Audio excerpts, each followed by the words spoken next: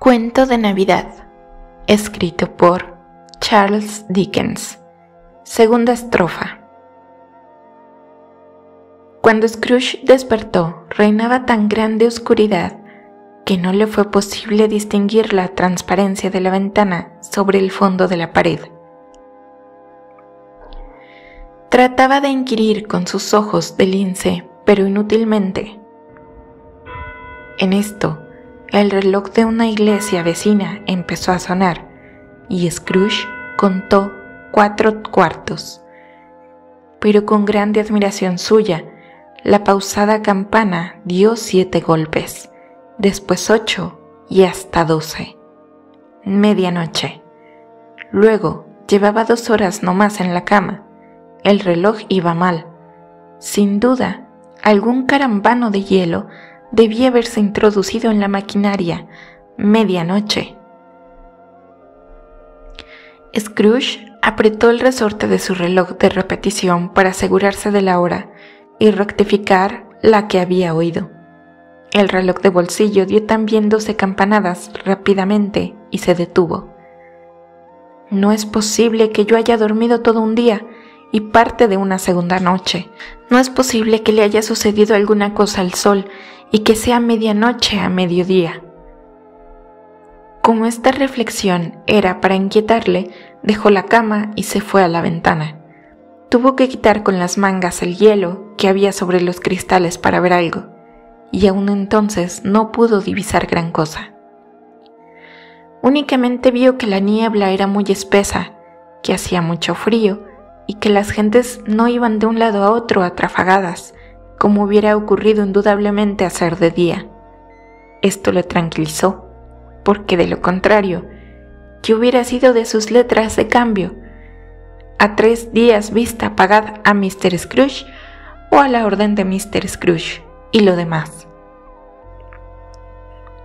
Scrooge volvió a la cama y se puso a pensar y a repensar, 1 y 1000 veces, en lo que sucedía y sin comprender nada de ello. Cuanto más pensaba, se confundía más, y cuanto menos trataba de pensar, más pensaba. El aparecido Marley le tenía fuera de quicio.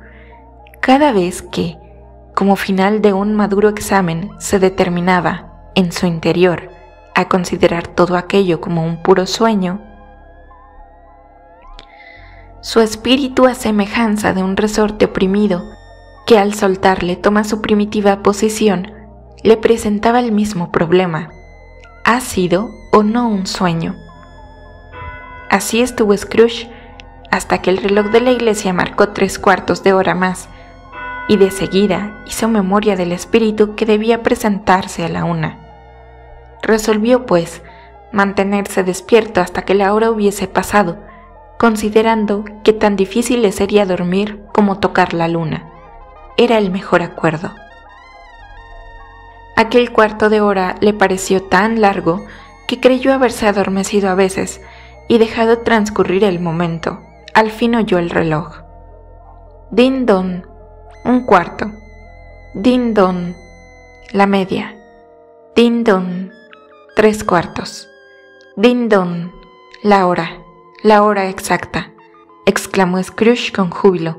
Ninguno más viene. Hablaba antes de que la campana de las horas hubiese dado. Cuando llegó el momento de ella, despidiendo un sonido profundo, sordo, melancólico, la habitación se iluminó con claridad brillante y las cortinas de la cama fueron descorridas. Digo que las cortinas de la cama fueron descorridas, por un lado y a impulso de una mano invisible, no las que había a la cabecera o a los pies, sino las del lado hacia el que estaba vuelto Scrooge. Incorporándose sentado, vio frente a frente al ser fantástico que las descorría, y tan cerca de sí como yo lo estoy de ti, porque has de notar que yo me hallo en espíritu a tu lado. La figura era muy extraña, de un niño, y sin embargo tan parecido a un niño como a un viejo, contemplado a través de una atmósfera sobrenatural que le comunicaba la apariencia de hallarse a muy larga distancia. La figura era muy extraña, de un niño, y sin embargo, tan parecido a un niño como a un viejo, contemplado a través de una atmósfera sobrenatural que se le comunicaba la apariencia de hallarse a muy larga distancia, con lo que se disminuían sus proporciones hasta las de un niño. Su cabellera, que pendía hasta el cuello, era blanca como por efecto de la edad, y con toda la aparición no mostraba arrugas. Tenía el cutis delicadamente sonrosado, los brazos largos y los músculos lo mismo que las manos, como si poseyera una figura poco común. Las piernas y los pies eran de irreprochable forma y en consonancia con lo demás del cuerpo. Vestía una túnica blanca, el talle lo llevaba ceñido con un cordón de fulgurante luz y en la mano una rama verde de acebo recién cortada. Contrastando con este emblema del invierno, la aparición estaba adornada de flores propias del estío. Pero lo más extraño de ella consistía en una llama deslumbrante que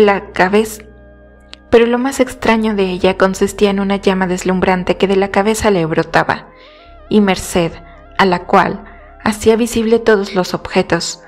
Por eso, sin duda, en sus momentos de tristeza, se servía como de sombrero de un gran apagador que llevaba debajo del brazo. Sin embargo, al contemplarla más de cerca, no fue este atributo lo que más le sorprendió a Scrooge. El resplandor que la cintura despedía era intermitente. No brillaba por todo su contorno a la vez, de suerte que en unas ocasiones aparecía la figura iluminada por unos lados y en otras por otros, de lo que resultaban aspectos diferentes de ella. Unas veces aparecía un solo brazo con una sola pierna, o bien 20 piernas, o bien 2 piernas sin cabeza, o bien 20, una cabeza sin cuerpo. Los miembros que se confundían en la sombra no dejaban ver ni un solo perfil en la oscuridad que los circuía al desvanecerse la luz. Después, por una maravilla particular, tornaba su pristino ser clara y visiblemente. ¿Sois?, preguntó Scrooge, ¿el espíritu cuya venida se me ha anunciado? Lo soy. La voz era dulcísima, agradable, pero singularmente baja, como si en vez de hallarse allí, se encontrara a muy larga distancia. ¿Quién sois? Soy el espíritu de la Nochebuena pasada. ¿Pasada hace mucho tiempo?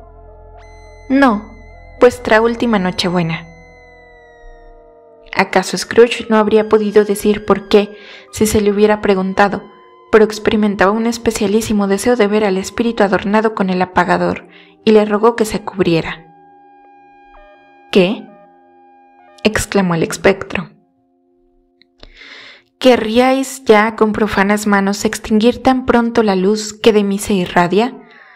¿No es suficiente que seáis uno de esos hombres cuyas pasiones egoístas me han fabricado este sombrero y que me obligan a llevarlo a través de los siglos sobre la cabeza? Scrooge negó respetuosamente que abrigara propósitos de inferirle una ofensa, y protestó que en ninguna época de su vida había tratado voluntariamente de ponerle el apagador. Luego le preguntó por el motivo que le llevaba allí. «Vuestra felicidad», contestó el espectro. Scrooge manifestó su reconocimiento, pero no pudo menos de pensar que con una noche de descanso no interrumpido se conseguiría mejor aquel objeto. Sin duda que le oyó pensar el espíritu, porque inmediatamente le dijo: «Entonces, vuestra conversión, tened cuidado».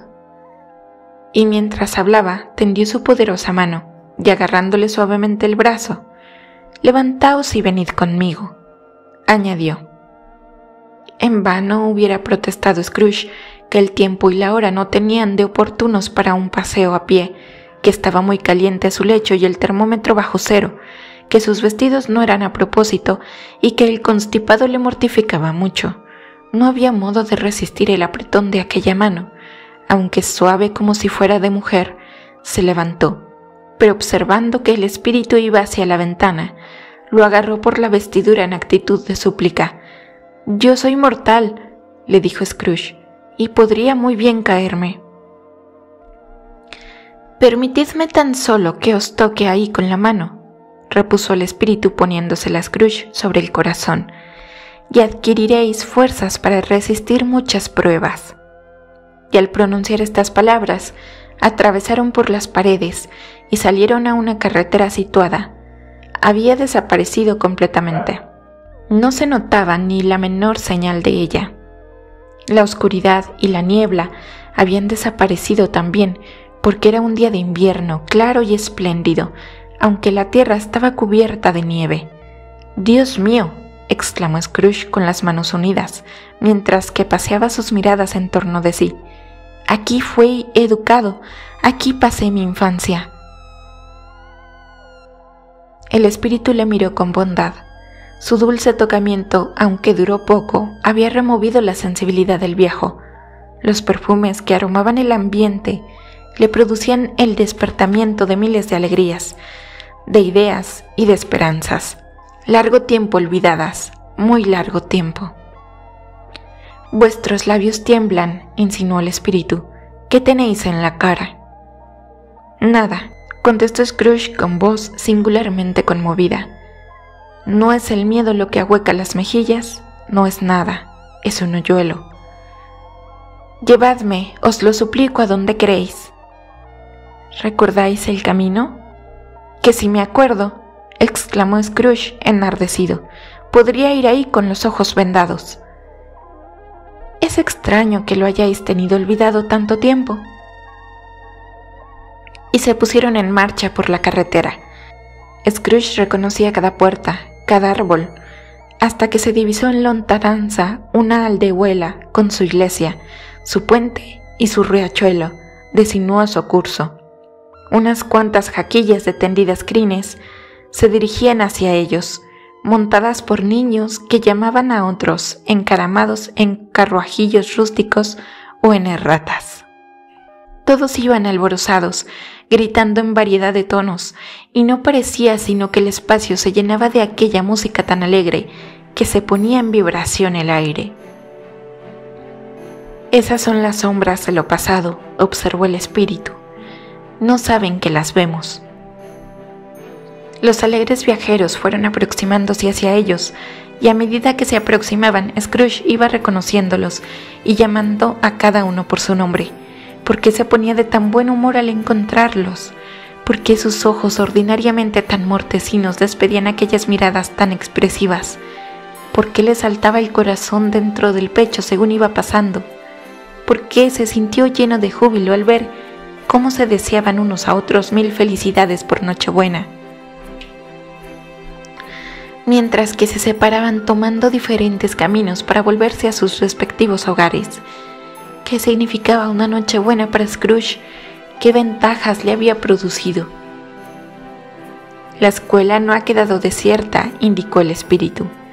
«Hay en ella un solo niño, abandonado por los demás».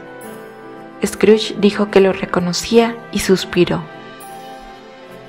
Dejando el camino real y dirigiéndose a una hondonada perfectamente reconocida por Scrooge, llegaron muy pronto a un edificio fabricado con ladrillos de color rojo oscuro, sobre el cual se alzaba una cupilla y sobre esta una veleta. En el tejado se veía una campana. El edificio era espacioso, pero denotaba vicisitudes de fortuna, porque se hacía poco uso de sus numerosos compartimientos. Las paredes manifestaban señales de humedad, las ventanas aparecían rotas, las puertas desvencijadas, algunas gallinas cacareaban en los establos, en las cocheras, y en las caballerizas crecía la hierba. En el interior no conservaba ningún resto de su antigua grandeza, porque al entrar por el obscuro vestíbulo se notaba por las puertas entreabiertas de algunos salones la humildad de sus muebles. Aquellos aposentos desprendían olor como de cerrados. Todo indicaba allí que sus habitantes eran extraordinariamente madrugadores para el trabajo y que no tenían mucho que comer. El espíritu y Scrooge, atravesando por el vestíbulo, llegaron a una puerta situada en la parte posterior de la casa. Abrióse ante ellos y dejó ver una extensa sala, triste, solitaria, llena de banquetas y de pupitres de humilde puno. Sobre uno de ellos, y próximo a un escaso fuego, leía un niño. Nadie le acompañaba. Scrooge, sentándose en un banco, lloró, reconociéndose en aquel niño tan olvidado como entonces lo estaba él.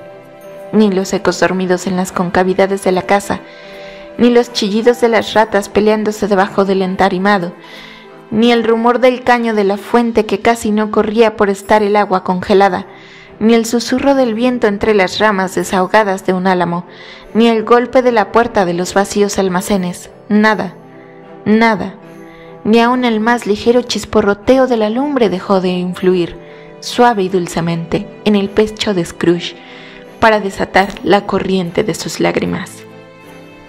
El espíritu le tocó en el brazo, señalándole a aquel niño, aquel otro Scrooge tan entregado a la lectura.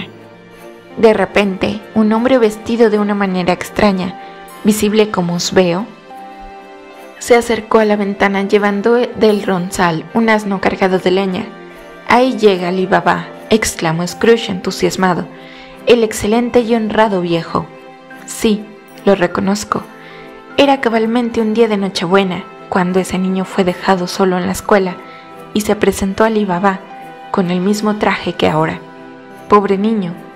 ¿Y Valentín?», dijo Scrooge, «y su bribón de hermano?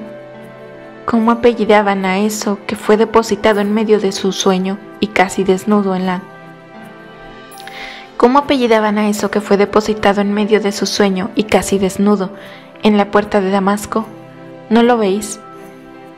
Y el palafreno del sultán tan maltratado por los genios. Él va ahí con la cabeza abajo.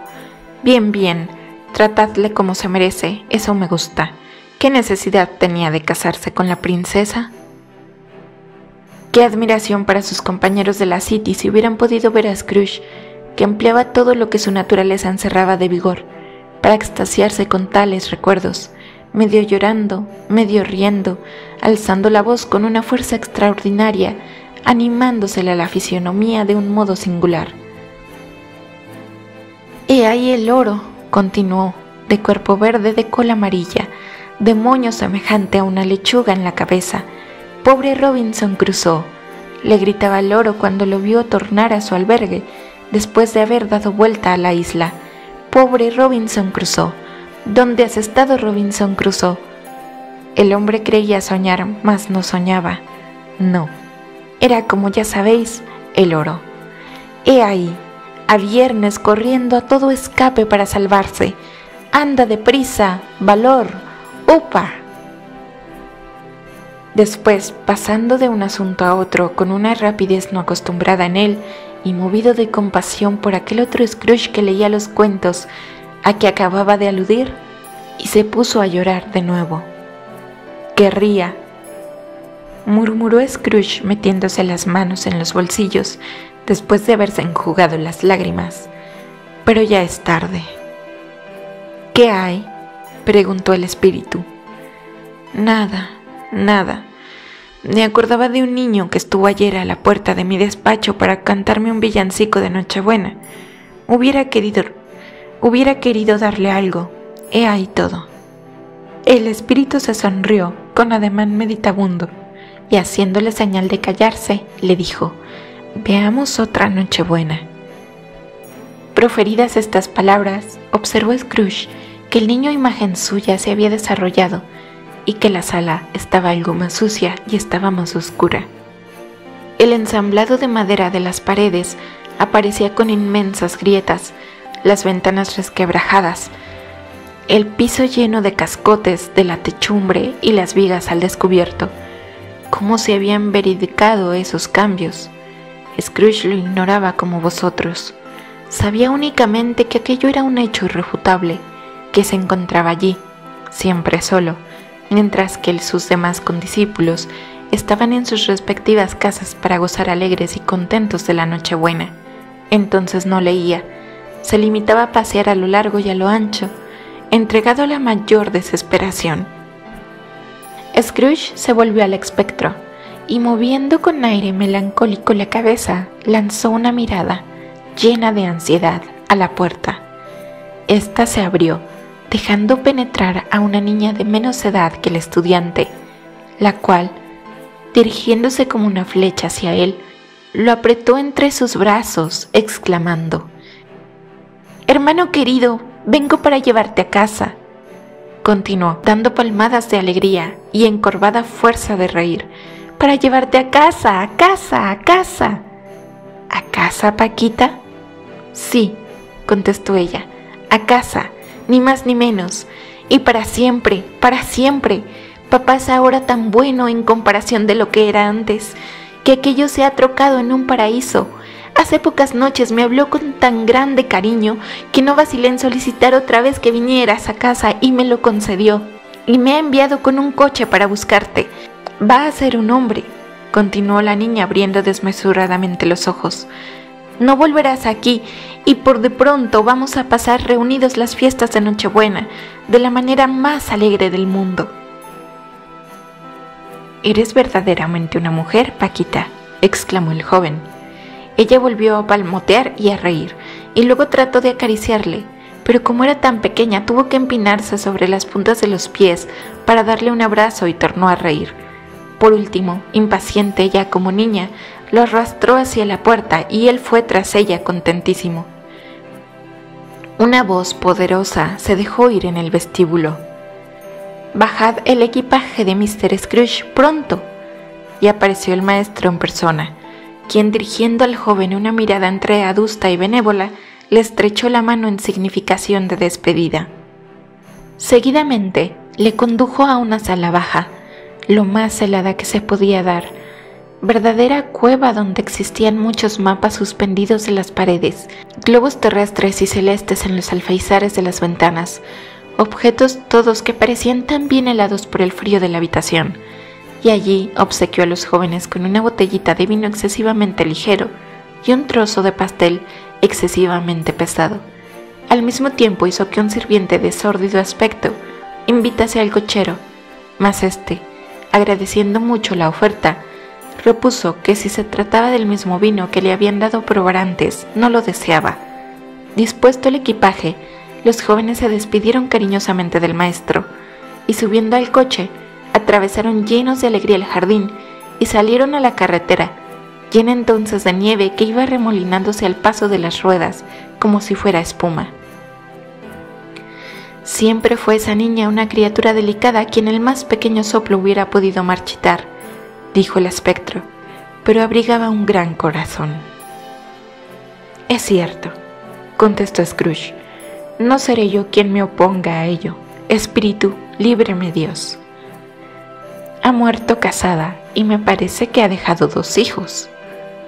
Uno solo, repuso Scrooge. Es verdad, corroboró el espectro, vuestro sobrino. Scrooge asintió y dijo brevemente, sí. Aunque no habían hecho más que abandonar el colegio, se encontraban ya en las calles de una gran ciudad, por donde pasaban y repasaban muchas sombras humanas, o sombras de carruajes en gran número, en una palabra, en medio del ruido y del movimiento de una verdadera ciudad.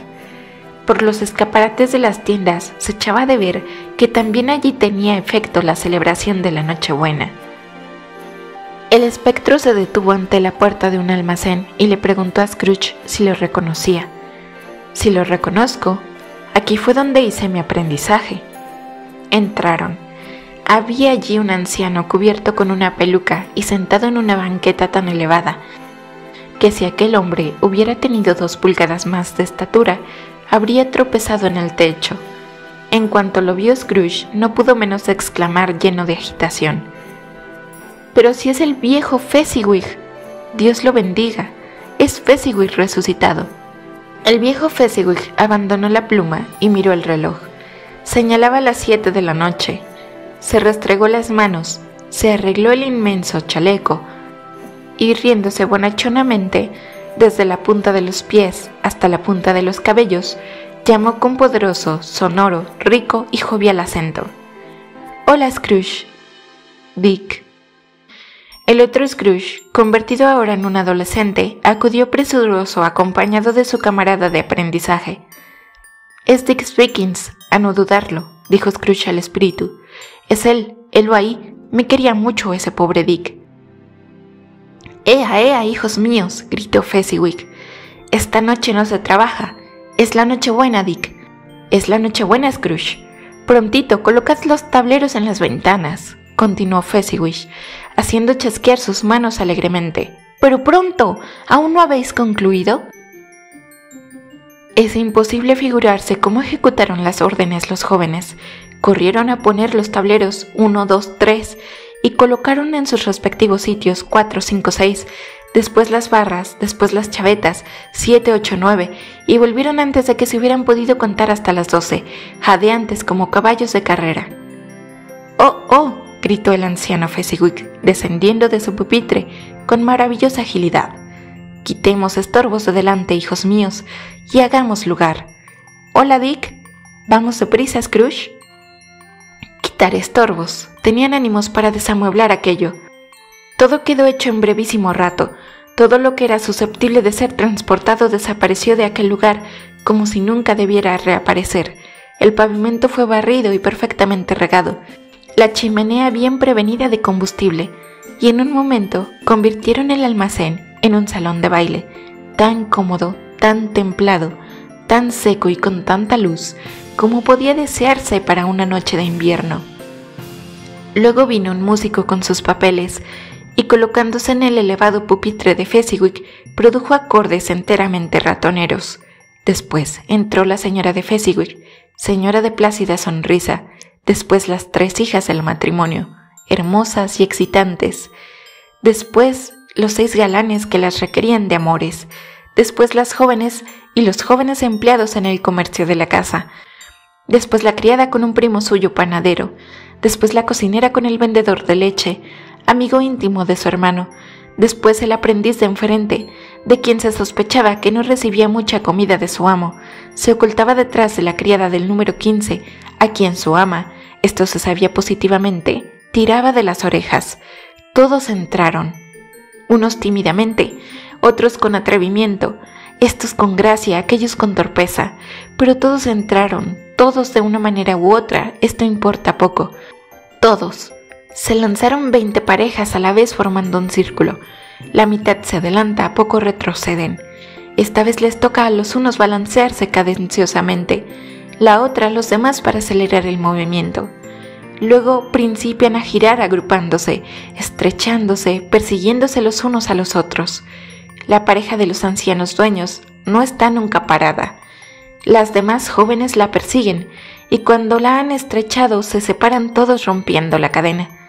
Después de este magnífico resultado, Fezziwig, dando unas palmadas, ordena la suspensión del baile. Entonces el músico se refresca del calor que le abraza con un vaso de cerveza fuerte, dispuesto especialmente con este objeto. Pero desdeñándose de descansar, vuelve a cargar con mayor entusiasmo. Aunque no salían ya bailarines como si el primer músico hubiera sido transportado, sin fuerzas, a su domicilio, en un tablero de ventana, y el músico encargado de reemplazarle estuviera decidido a vencer o morir. Después aún hubo un poco de baile, después más baile, pasteles, limonada con vino, un enorme trozo de asado frío, pasteles de picadillo y cerveza abundante. Pero lo bueno del sarao fue cuando el músico, ladino como él solo, tenedlo en cuenta, que sabía muy bien cómo manejarse, condición por la que ni vosotros ni yo hubiéramos podido criticarle, se puso a declamar Sir Roberto de Coverley. A seguida de esto salió el viejo Fezziwig con la señora Fezziwig y se colocaron a la cabeza de los bailarines. Esto sí que fue trabajo para los ancianos. Debían dirigir 23 o 24 parejas, que no se admitían chanzas porque eran jóvenes, ansiosos de bailar y enemigos de ir despacio. Mas aun cuando hubieran sido en mayor número, el viejo Fezziwig era capaz de dirigirlos, así como su esposa. Era su dignísima compañera en toda la extensión de la palabra. Si esto no es un elogio, que se me indique otro, y lo aprovecharé. Las pantorrillas de Fezziwig eran como 2 astros, eran como medias lunas que se multiplicaban para todas las operaciones del baile. Aparecían, desaparecían, reaparecían de cada vez mejor. Cuando el anciano Fezziwig y su señora hubieron ejecutado el rigodón completo, él hacía cabriolas con una ligereza pasmosa y al terminarlas se quedaba tieso como una I sobre los pies. Cuando el reloj marcaba las 11 tuvo fin aquel baile doméstico. El señor y la señora de Fezziwig se colocaron a cada lado de la puerta y fueron estrechando cariñosamente y uno a uno las manos de todos los concurrentes. Él las de los hombres y ella las de las mujeres, deseándoles mil felicidades. Cuando no quedaban más que los aprendices, se despidieron de ellos de la misma manera. Y todo quedó en silencio, y los dos jóvenes se acostaron en la trastienda. Durante estas operaciones, Scrooge se hallaba como un hombre desatinado. Había tomado parte en aquella escena con su corazón y con su alma. Lo reconocía todo, lo recordaba todo, gozaba de todo y experimentaba una agitación singular. Tan solo cuando la animada fisonomía de su imagen y la de Dick hubieron desaparecido, fue cuando se acordó del fantasma. Entonces advirtió que le miraba atentísimamente y que la luz que sobre la cabeza tenía brillaba con todo su esplendor. «No se necesita gran cosa», dijo el fantasma, «para infundir en estos tontos un poco de agradecimiento».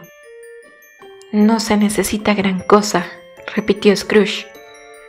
El espíritu le indicó que escuchase la conversación de los jóvenes aprendices, los cuales, desbordándose en reconocimiento por Fezziwig, lo elogiaban de mil maneras.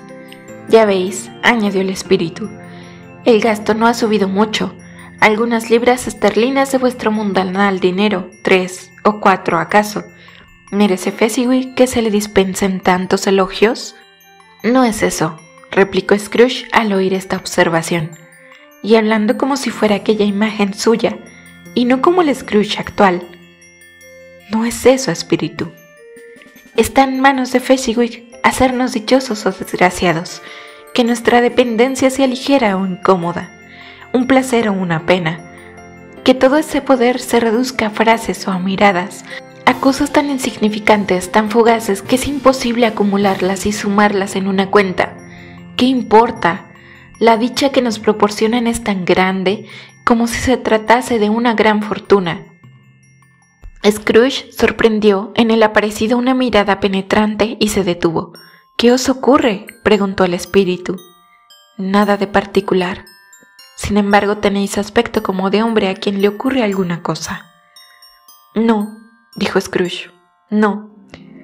Lo que deseo únicamente es poder decir 4 palabras a mi compañero. He ahí todo». Al manifestar Scrooge este deseo, su imagen apagó los quinqués. Scrooge y el fantasma se encontraron solos al aire libre.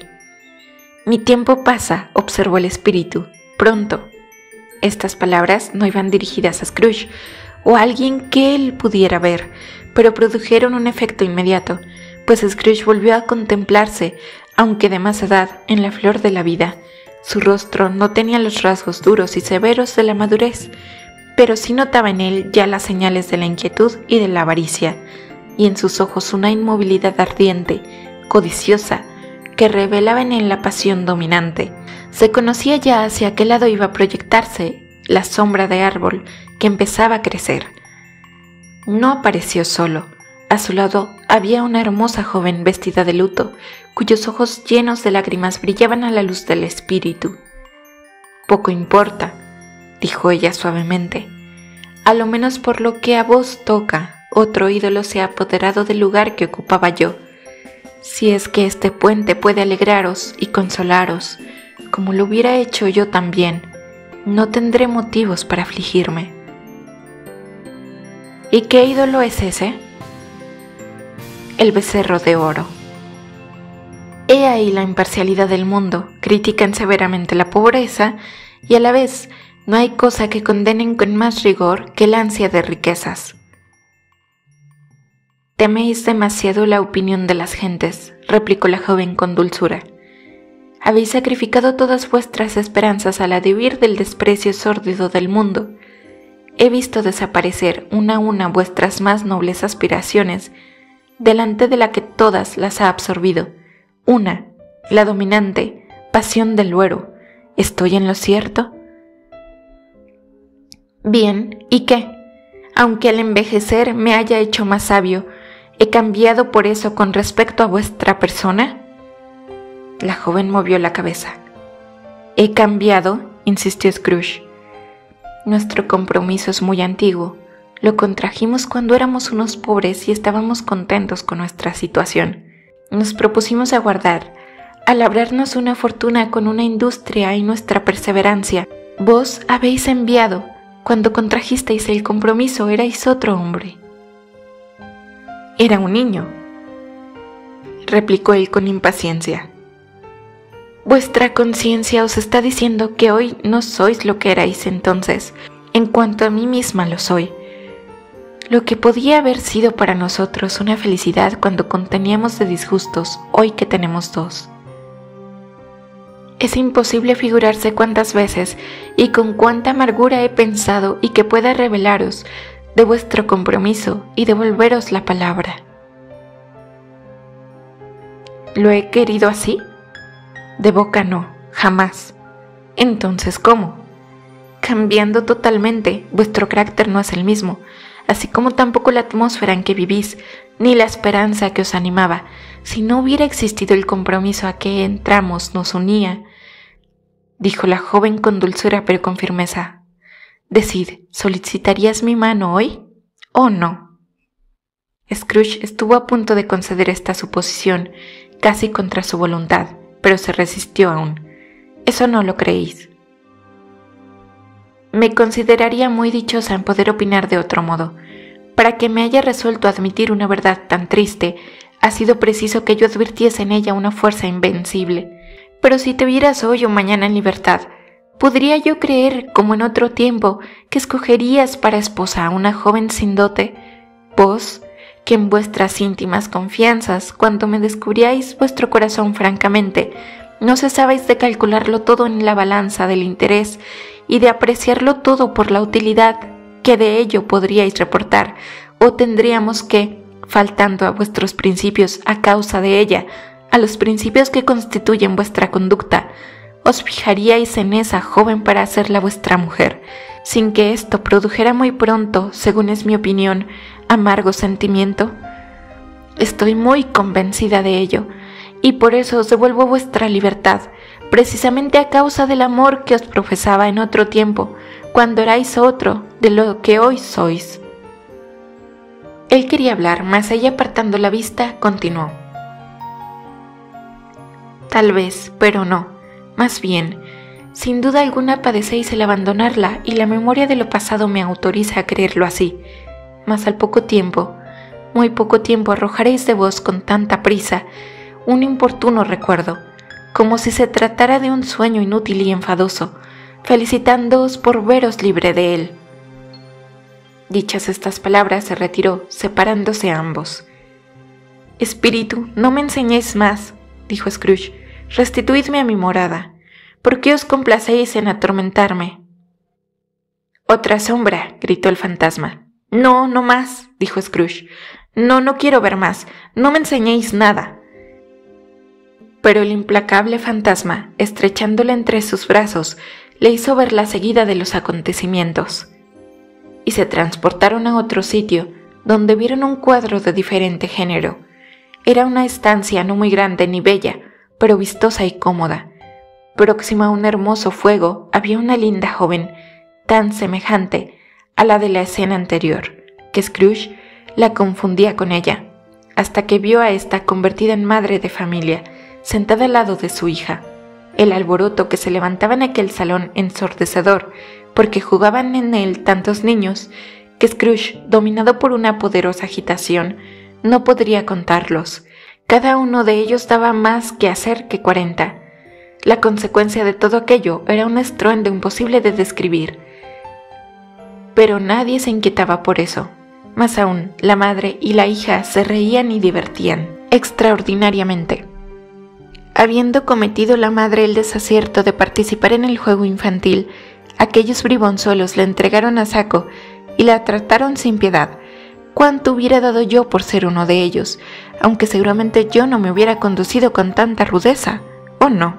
No hubiera intentado, por todo el oro de la tierra, enredar ni tirar de un modo tan inocuo aquella cabellera tan perfectamente arreglada, y en cuanto al precioso zapatito que contenía su pie, tampoco se lo hubiera sacado a la fuerza. Dios me libre, aunque se tratara de la salvación de mi vida. En cuanto a medirle la cintura del modo que lo hacían aquellos atrevidos sin escrúpulos de ninguna clase, tampoco lo hubiera hecho, temeroso de que como castigo a semejante profanación quedara mi brazo condenado a redondearse siempre, sin poder enderezarlo nunca, y sin embargo lo confieso, hubiera deseado tocar sus labios, dirigirle preguntas para obligarla a que los abriese respondiéndome, fijar mis miradas en las pestañas de sus inclinados ojos sin sonrojarla, desatar su ondulante crencha, uno de cuyos rizos hubiera sido para mí el más apreciado recuerdo. En una palabra, hubiera deseado, dígolo francamente, que me permitiera disfrutar con ella los privilegios de niño, pero siendo hombre para reconocerlos y saberlos apreciar. A la sazón llamaron, y sobre la marcha del grupo aquel tan alborotador, empujó a la pobre madre, sin dejarla que se arreglase los vestidos, sin permitirla que se defendiese, pero sin que se perdiera su sonrisa de satisfacción. La empujó hacia la puerta en medio de un tumulto y de un entusiasmo indescriptible, al encuentro del padre, que regresaba en compañía de un recadero cargado de juguetes y regalos de Navidad. Cualquiera puede figurarse los gritos, las batallas, los asaltos de que fue víctima el indefenso acompañante.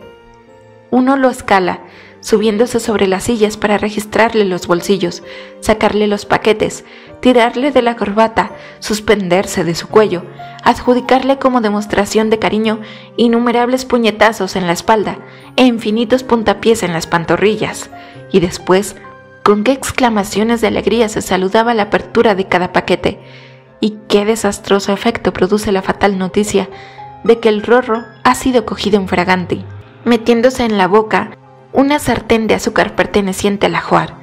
También se sospecha con bastante seguridad que se ha tragado un pavo de azúcar que estaba adherido a un plato de madera. Qué satisfacción cuando se averigua que aquella imputación es falsa. La alegría, el reconocimiento, el entusiasmo son indefendibles. A lo último, habiendo llegado la hora, se han retirado poco a poco los niños, suben los peldaños ligeramente, se meten en su cuarto y la calma renace.